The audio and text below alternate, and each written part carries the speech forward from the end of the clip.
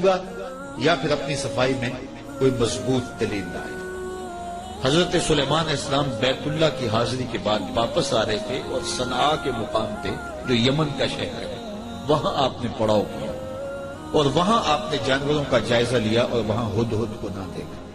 مفسرین فرماتے ہیں جب پانی کی ضرورت ہوتی تو ہدہد کو حاضر کیا جاتا اور یہ ہدہد جو تھا وہ پھر بتاتا کہ کس جگہ پانی ہے۔ یہ جانوروں کے اندر انجینئر ہے، اللہ نے اس کو بڑی طاقت دی۔ حضرت ابو ہریرہ رضی اللہ تعالیٰ عنہ نے جب فرمایا نا کہ یہ بڑی قوتوں سے مالا مال کیا گیا ہے، اس کی نظر بڑی تیز ہوتی ہے، تو کسی نے حضرت ابو ہریرہ سے کہا کہ چھوٹے بچے جب دھاگا لگا کے جال لگا کے جو ہے وہ پھاہی لگاتے ہیں تو یہ ہدہد پھنس جاتا ہے، جس کو زمین کی تہ میں پانی نظر آ جاتا ہے اس کو وہ جال نظر نہیں آتا۔ تو حضرت ابو ہریرہ بولے تقدیر کا جال نظر نہیں، تو تقدیر کا جال بڑا ڈاڈا ہوتا ہے، وہ نظر نہیں آتا۔ یہ آپ نے ایک جانور دیکھا ہوگا کن کھجورا، اس کے 100 پاؤں ہوتے ہیں، 100 پاؤں، اور یہ جو سانپ ہوتا ہے اس کے کوئی پاؤں نہیں ہوتے، یہ اپنے جسم کو بل دے کے آگے بڑھتا ہے۔ اور کن کھجورا اس کے 100 پیر ہوتے ہیں، اور سانپ کی مرغوب غذا ہے کن کھجورا، اور جب اس کو یہ نظر آئے تو یہ دوڑتا ہے اور سانپ پیچھے دوڑ کے اس کو شکار کر لیتا ہے۔ تو کسی نے کن کھجورے سے پوچھا کہ تیرے 100 پیر ہیں اور سانپ کا ایک بھی نہیں ہے اور پھر بھی تو پکڑا جاتا ہے؟ اس نے کہا تقدیر کے آگے پاؤں نہیں چلتے۔ تو کہا کہ وہ دھاگا تقدیر کا ہے، وہ ہدہد کو نظر نہیں آتا اور وہ بچے اسے پکڑ لیتے ہیں۔ تو ہدہد حضرت سلیمان علیہ السلام کا درباری پرندہ تھا اور حضرت سلیمان علیہ السلام اس سے محبت کرتے تھے، یہ بھی اللہ کے نبی سے پیار کرتا تھا۔ بلکہ صاحب روح البیان نے ہدہد کے عنوان سے بڑی باتیں لکھی ہیں، کچھ لطیفے بھی ذکر کیے ہیں۔ کہتے ہیں ایک دن یہ ہدہد چونکہ لاڈلا پرندہ تھا حضرت سلیمان کا، تو حضرت سلیمان علیہ السلام کو کہنے لگا کہ میں آپ کے لشکر کی دعوت کرنا چاہتا ہوں۔ آپ نے کہا اتنا بڑا لشکر ہے اور تو میرے لشکر کی دعوت کرے گا؟ کہا جناب دعوت قبول کیجیے۔ تو کہا ٹھیک ہے، آج دوپہر کو میں آپ کے لشکر کی دعوت کروں گا۔ جب دوپہر کا وقت آیا تو دریا کنارے لشکر نے پڑاؤ کیا ہوا تھا، تو ہدہد کبھی دائیں کبھی بائیں اڑانے بھر رہا ہے۔ تو کہا میاں وقت ہو گیا ہے، اب لاؤ نہ کھانا، تم نے آج ہماری دعوت کی ہے۔ کہا جی اسی کا انتظام کر۔ تھوڑی دیر کے بعد اس نے فضا میں ایک چڑیا شکار کی اور اس کو فضا میں توڑ کر کے پانی میں پھینک دیا اور لشکر کو آواز دی جس کے ہاتھ میں بوٹی آتی ہے بوٹی لے لے، باقی شوربہ پی لے۔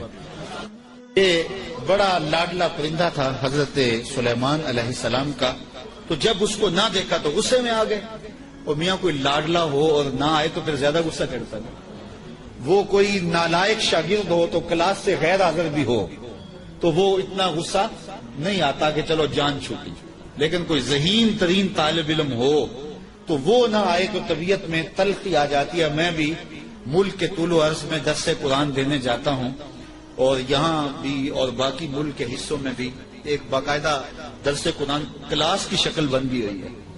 تو کچھ لوگ ایسے ہوتے ہیں جو درس قرآن بڑے انہماک سے سنتے ہیں، توجہ سے سنتے ہیں، تو پھر کبھی وہ نہیں نہ آتے تو پھر ان پہ غصہ بھی بڑا آتا ہے کہ میاں تو کیوں نہیں آیا۔ حضرت حسن بصری تقریر کرنے کے لیے بیٹھتے تھے تو پردے کے پیچھے حضرت رابعہ بصریہ بیٹھتی تھی، تو پوچھ لیتے تھے رابعہ آئی ہیں کہ نہیں آئی؟ جب آئی ہیں تو پھر درس شروع کرتے۔ تو کوئی سمجھنے والا ہو، کوئی پیار والا ہو تو پھر بات کوئی اور ہوتی ہے۔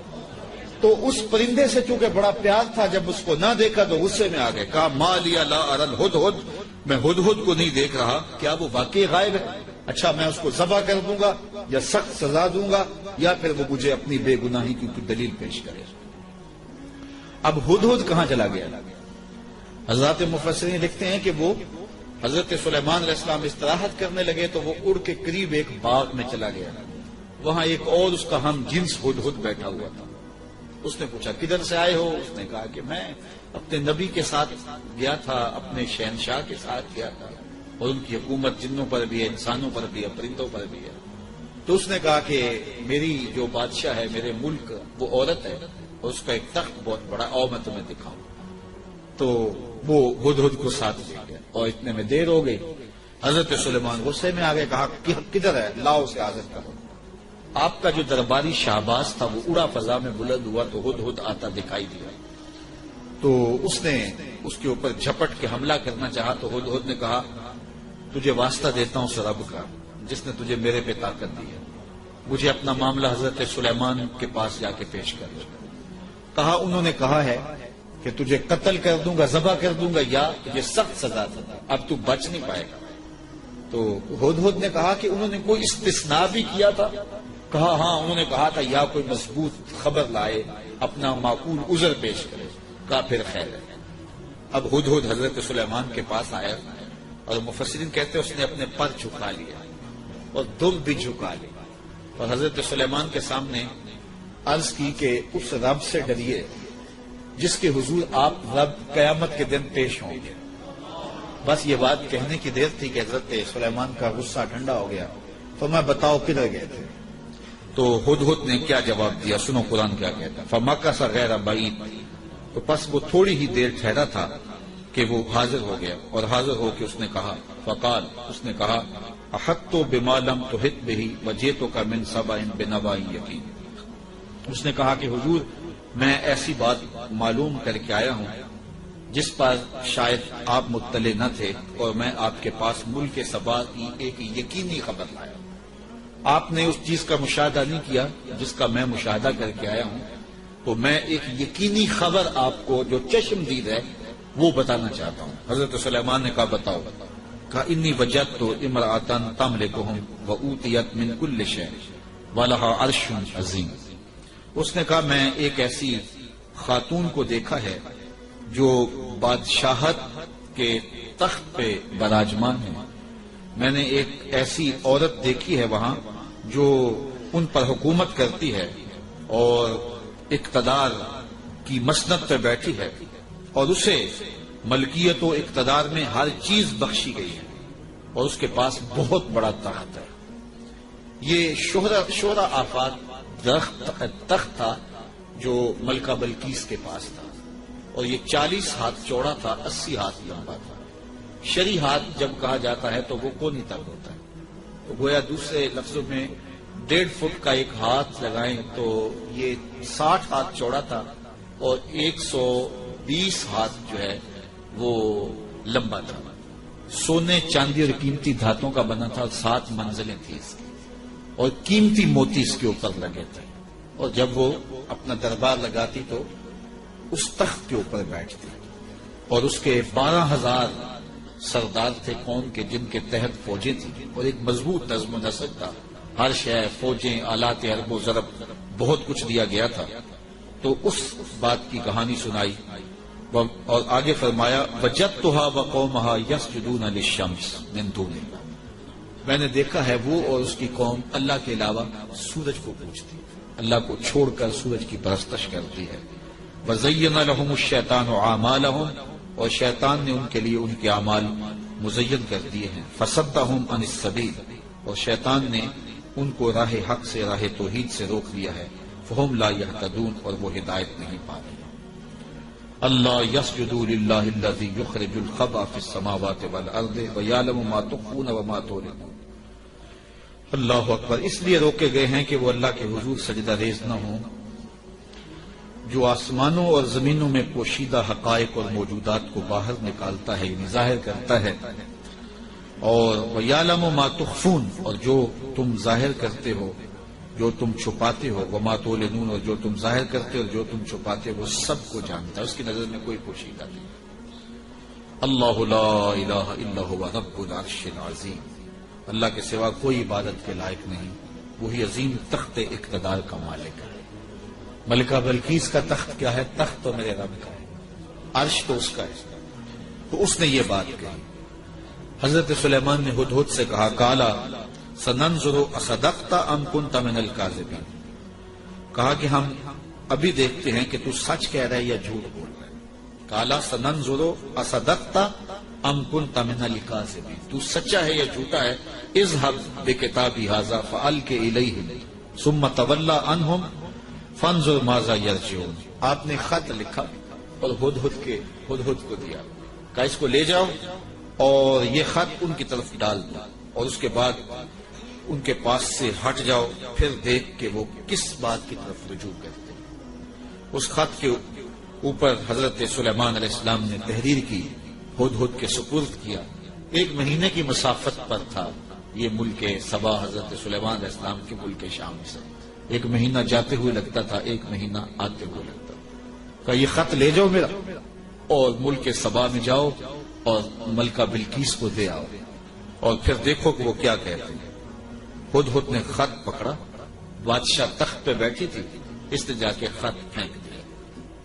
جب ملکہ نے خط پکڑا اور اس کو کھولا اور پڑھا، نبی کی جلالت تھی، چونکہ صرف بادشاہ نہیں تھے، نبی بھی تھے، تو کہتے اس کا وجود کانپنے لگا اور اس نے اپنی قوم کے سرداروں کو کہا کہ قالت یا ایھا الملأ انی القی الی کتاب کریم، اے میری قوم کے سرداروں، میری طرف ایک عزت والا خط ڈالا گیا ہے۔ علماء تفسیر نے لکھا ہے کہ یہ لفظ ہی اس کے لیے بہتری کی ضمانت بن گیا کہ اس نے نبی کے خط کو عزت والا خط کہا۔ بعد میں جو ہوا اور پھر وہ مطیع ہوئی اور اللہ نے اس کے لیے بہتریوں کے دروازے کھولے، وہ اس کی اس تکریم کی وجہ سے۔ خسرو پرویز کی جانب میرے رسول کریم صلی اللہ علیہ وسلم نے خط بھیجا تھا تو اس نے ٹکڑے کر دیے تھے، تو آقا کریم علیہ السلام نے جب سنا تو فرمایا اللہ اس کی سلطنت کے ٹکڑے کرے گا، اور ایسے ہوا۔ تو پرویز نے حضور کا خط پھاڑا تھا تو ذلیل و رسوا ہو گیا، اور اس نے اللہ کے پیغمبر کے خط کو سینے سے لگایا اور کہا یہ عزت والا خط ہے جو میری جانب ڈالا گیا ہے۔ انہ من سلیمان، بے شک یہ حضرت سلیمان کی طرف سے ہے، وانہ بسم اللہ الرحمن الرحیم، اور بے شک اس میں یہ لکھا ہے کہ اللہ کے نام سے شروع جو رحمان اور رحیم ہے۔ تو یہ خط سلیمان علیہ السلام کی جانب سے لکھا گیا تھا، اور وہاں اس زمانے میں خط لکھنے والا اپنا نام پہلے لکھتا تھا، پھر مضمون خط کا لکھتا تھا۔ تو آپ نے پہلے کہا انہ من سلیمان وانہ بسم اللہ الرحمن الرحیم اللہ تعالی علی واتونی مسلمین، 2 لفظ لکھے۔ آپ نے کہا خط کا مضمون یہ تھا تم مجھ پر سربلندی نہ چاہو، مجھ سے بڑا بننے کی کوشش نہ کرنا، سربلندی نہ چاہو، اور فرما بردار ہو کے میرے پاس حاضر ہو جاؤ۔ بس 2 لفظ تھے، حضرت سلیمان کی مہر تھی، اور یہ خط ہدہد نے جا کے ملکہ بلقیس کو دیا۔ اس کا وجود کانپنے لگا، پھر وہ سنبھلی اور اپنے سرداروں سے کہنے لگی قالت یا ایھا الملأ افتونی فی امری ما کنت قاطعۃ امرا حتی تشہدون، اے میرے درباریوں، تم مجھے بتاؤ اس معاملے میں کیا تمہارا مشورہ ہے، چونکہ میں کسی بھی معاملے میں قطعی فیصلہ کرنے سے قبل تمہیں حاضر کرتی ہوں اور تم سے مشورہ نہیں کرتی۔ مشورے کے بغیر میں نے آج تک کبھی قدم نہیں اٹھایا، اور یہ میرا معمول ہے۔ اب یہ خط آیا ہے، اس کا یہ مضمون ہے جو میں تمہیں سنایا ہے، اب تم بتاؤ کہ اب کیا کیا جائے۔ اب 12,000 سردار تھے اور ان کے ماتحت فوجیں تھیں۔ قالو بولے نحن اولو قوت و اولو باس شدید، کہنے لگے کہ ہم طاقتور ہیں، سخت جنگجو ہیں، اور ہم لڑنے کے لیے تیار ہیں، قوم کا مورال بلند ہے، فوجیں پوری طاقت میں ہیں، آلات حرب و ضرب بھی ہیں، کوئی کمزوری نہیں ہے، آپ اگر حکم دیں تو ہم حاضر ہیں۔ والامر الیک فانظری ماذا تامرین، لیکن معاملہ آپ کے ہاتھ میں ہی ہے، حکم آپ کا ہی چلے گا، لیکن ہماری جانب سے کوئی کمزوری نہیں، ہم بالکل تیار ہیں، مستعد ہیں، فعال ہیں، فوجیں تیار ہیں، مورال بلند ہے، لڑنے کے لیے آمادہ ہیں۔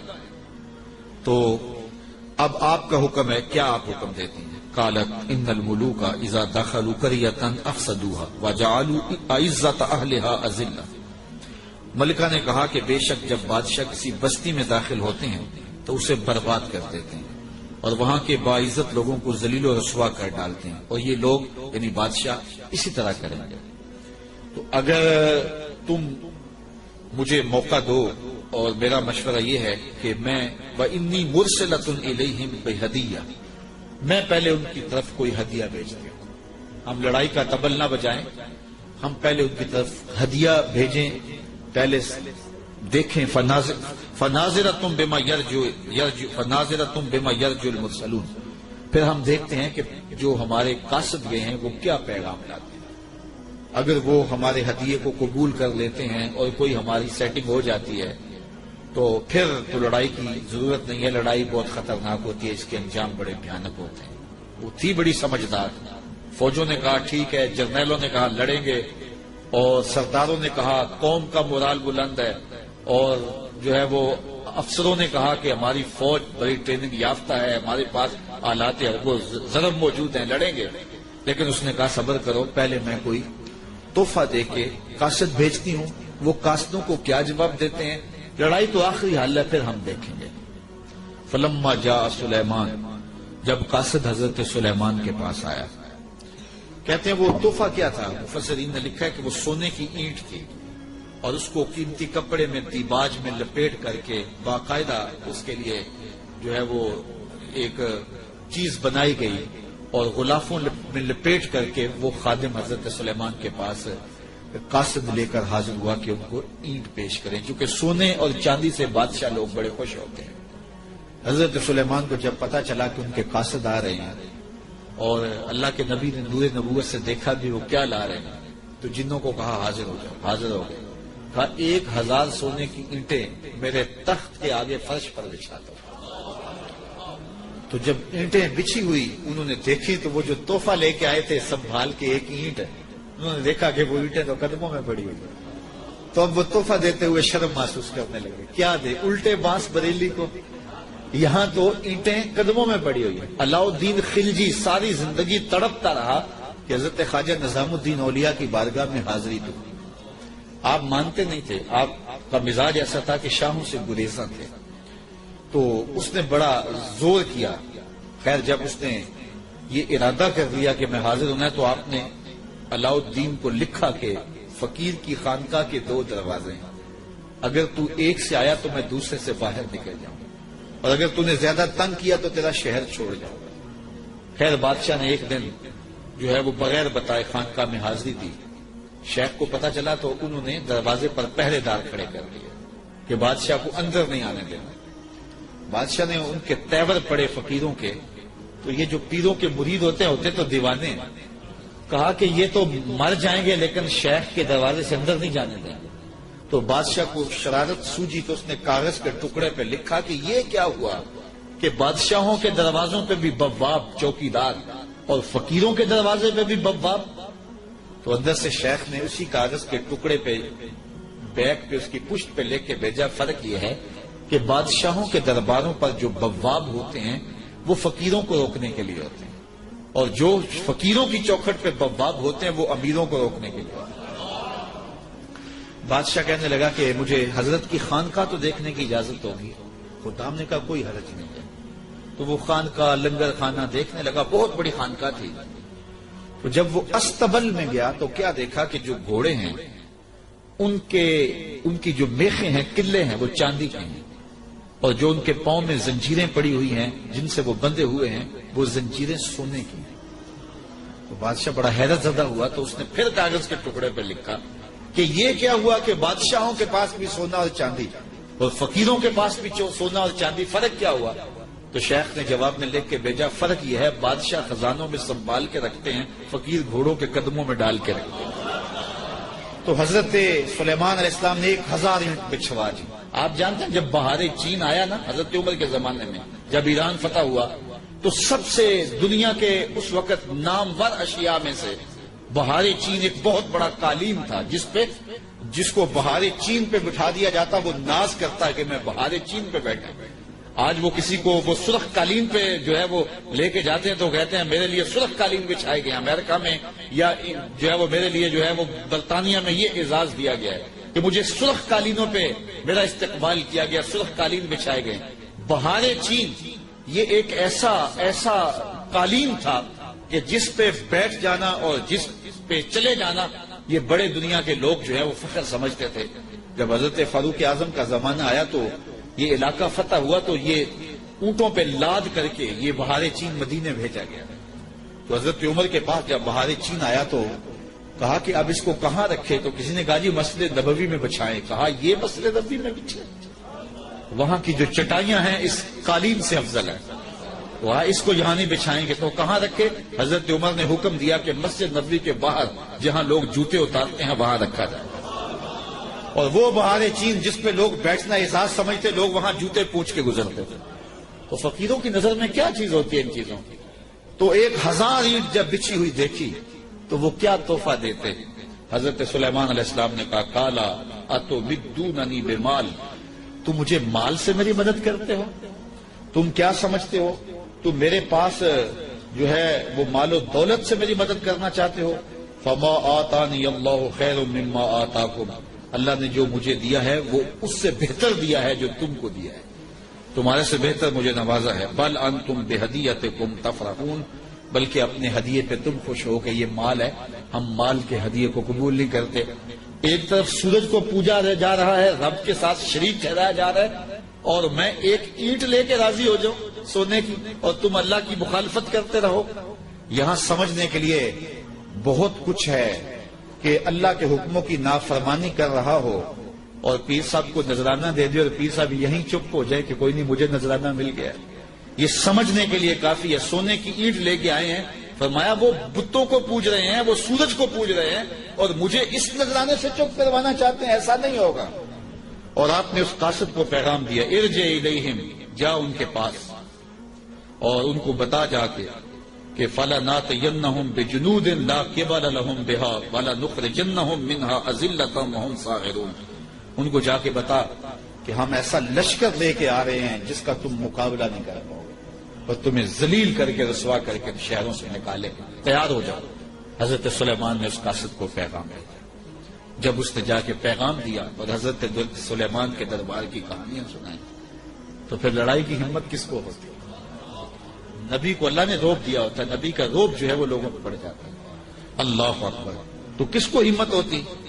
ملکہ بلقیس نے کہا کہ اب میں خود جاتی، تو وہ خود تیار تھے اور وہ حضرت سلیمان کی بارگاہ میں حاضر ہونے کے لیے ملک سبا سے چلی. ادھر بھی وقت گزرتا گیا.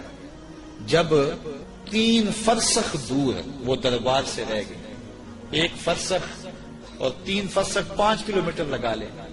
آپ یہ کہہ لیں کہ وہ بائی پاس پہ یا وہ یہ چناب پل پہ اتنے فاصلے پہ جب اس کا آنا ہوا تو حضرت سلیمان بیٹھے تھے اور آپ نے اپنے درباریوں سے کہا قال یا ایھا الملأ ایکم یاتینی بعرشھا قبل ان یاتونی مسلمین. دربار لگا تھا، جن بھی بیٹھے تھے، انسان بھی بیٹھے تھے، پرندے بھی تھے. آپ نے کہا میرے درباریوں، وہ بلقیس آ گئی ہے، یہاں قریب ہی آ گئی ہے، تو اس کا وہ تخت جس پہ اسے ناز ہے کوئی ہے جو اٹھا لائے اس کے لانے سے پہلے؟ کیسی شان حضرت سلیمان ہے. وہ بائی پاس پہ آ گئی اور تخت 1 مہینہ جاتے ہوئے لگتا ہے، 1 مہینہ آتے ہوئے لگتا ہے. یہ طاقتیں ہیں اللہ کے بندوں. اللہ اکبر. تو کہا وہ تو ادھر آ گئی ہے، تو کوئی ہے جو اس کا تخت جا کے جلدی جلدی اٹھا لائے؟ تو جب آپ نے یہ بات کہی تو ایک جن اٹھا. قال عفریت من الجن انا آتیک بہ. ایک جن کہنے لگا حضرت میں لاتا ہوں. کب لاؤ گے؟ قبل ان تقوم من مقامک. آپ کی مجلس ختم ہونے سے پہلے پہلے حاضر کر دیتا.